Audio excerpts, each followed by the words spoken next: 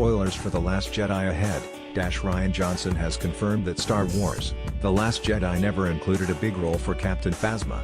Despite her limited screen time in The Force Awakens, Gwendolyn Christie's Captain Phasma left a significant impression on fans. The character wore instantly iconic chrome armor and Christie made for a fearsome villain. At the same time, it ultimately felt like Phasma was wasted in the film.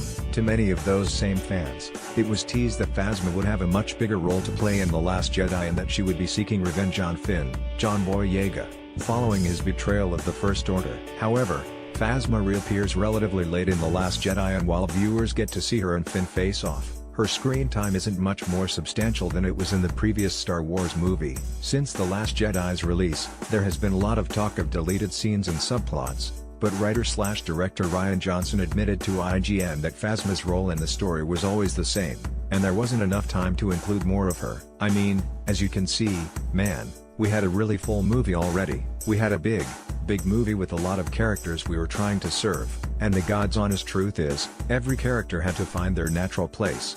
Johnson added that ultimately, Phasma was included in The Last Jedi to advance Finn's storyline, above all else, and Phasma supports Finn's storyline, obviously, and they're just.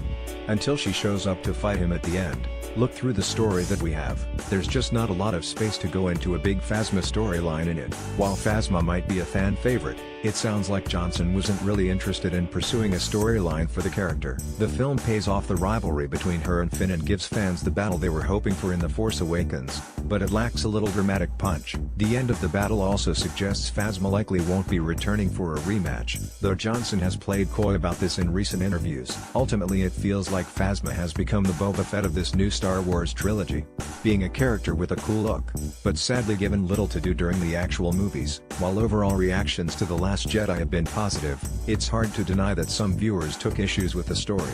The reveal of Rey's parents and the Snoke storyline are two contentious issues among the fanbase, while the movie's portrayal of Luke Skywalker himself has also proven controversial.